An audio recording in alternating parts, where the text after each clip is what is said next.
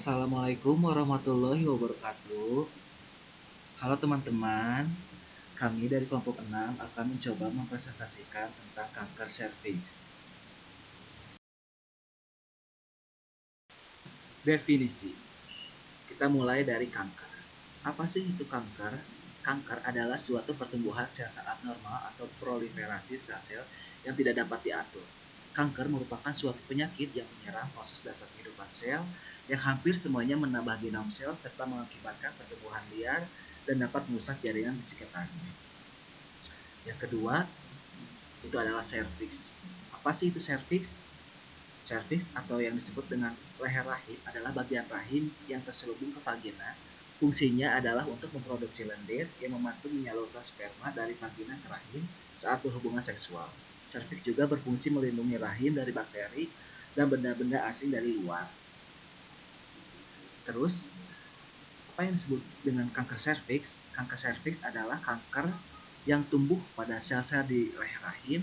Kanker serviks dikenal juga dengan istilah kanker mulut rahim atau CR serviks. Kanker serviks disebabkan oleh infeksi human papillomavirus atau HPV, terutama HPV onkogenik tipe 16, 18, 31, 33, 45, 52, dan 58. Etiologi. Sudah diketahui bahwa penyebab dari serviks adalah karena terpapar oleh virus HPV.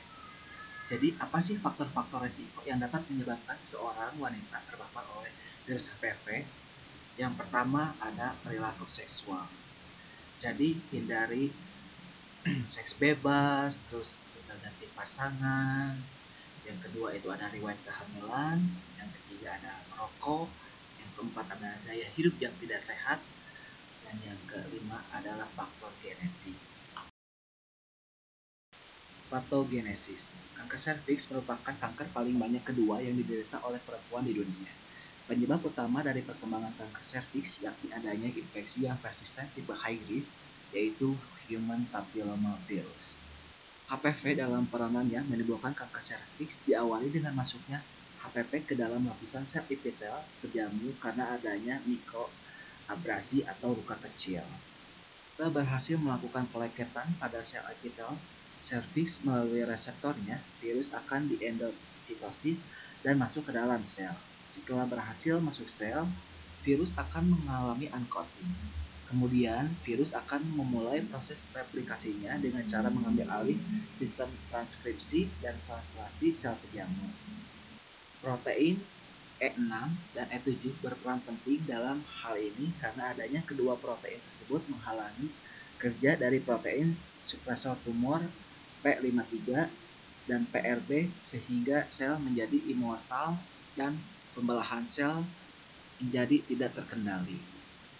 Apabila proses ini terakumulasi dan tak berhasil dieliminasi oleh sistem imun, infeksi oleh virus HPV dapat menjadi persisten dan timbul suatu keganasan berupa kanker serviks.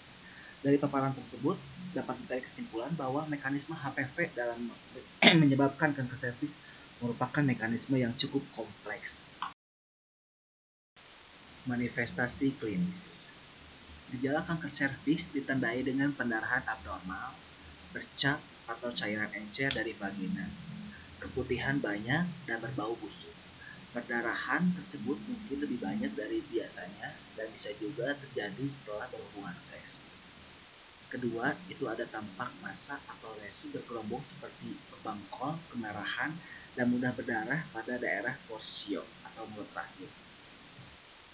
Yang ketiga, jika sudah stadium lanjut, gejala kanker serviks yang dialami oleh penderita biasanya berupa nyeri panggul, masalah buang air kecil, dan kaki bengkak. Jika kanker serviks telah menyebar ke organ-organ terdekat atau kelenjar getah bening, kanker dapat mempengaruhi mekanisme kerja organ-organ tersebut. Misalnya, dapat menekan kantung kemih atau menghalangi aliran darah dalam pembuluh darah. Pemeriksaan radiologi dan tata laksana. Ada beberapa pemeriksaan yang dilakukan untuk mendiagnosa kanker serviks. Yang pertama ada tes pap smear. Tes pap smear dilakukan untuk mendeteksi kanker leher rahim atau serviks. Pap smear juga dapat menemukan sel-sel abnormal atau sel prakanker di leher rahim yang dapat berkembang menjadi kanker. Lokasi pelayanannya bisa ditemukan di puskesmas atau di rumah sakit. Yang kedua ada IVA test. IVA test merupakan pemeriksaan screening serviks yang mudah, murah, dan cepat. Pemeriksaan dilakukan dengan mengoleskan larutan asam asetat atau asam sutra sekitar 3-5% pada leher rahim. Pada lesi prakanker akan tampak bercak putih yang disebut dengan epithelium acetoide. Yang ketiga ada biopsi. Biopsi dilakukan jika pada pemeriksaan panggul tampak suatu pertumbuhan atau luka pada serviks, atau jika hasil pemeriksaan pap smear menunjukkan suatu abnormalitas atau kanker. Yang keempat ada laboratorium klinik. Darah tepi, tes fungsi ginjal, tes fungsi Hepar, itu bisa dilakukan untuk evaluasi fungsi organ dan menentukan jenis pengobatan. Dan yang terakhir adalah radiologi. Radiologi sebagai pemeriksaan penunjang untuk melihat perluasan penyakit. Pemeriksaan radiologi itu dibagi menjadi dua. Ada pemeriksaan canggih dan ada pemeriksaan konvensional. Pemeriksaan canggih meliputi CT scan, MRI, dan USG. Dan pemeriksaan konvensional itu bisa dilakukan dengan thorax foto, IVV, dan colon in ring. Ini adalah contoh massa serviks pada MRI. Dalam mendiagnosa dan mengevaluasi kanker serviks, sering dilakukan MRI pelvis. Pemeriksaan MRI untuk rongga pelvis ini memiliki sebagai kelebihan, yaitu MRI memiliki resolusi kontras yang bagus dalam menampakkan soft tissue, dapat menghasilkan potongan multiplanar sehingga dapat mengevaluasi tumor dari berbagai arah, memiliki variabel imaging parameter atau PR atau TP, dan bersifat non-invasif. Ini adalah contoh CT scan dengan klinis kanker serviks. Pada pemeriksaan CT scan abdomen dengan klinis kanker serviks pada umumnya dilakukan dengan menggunakan media kontras. Dan yang terakhir ini adalah contoh USG dengan pasien kanker serviks.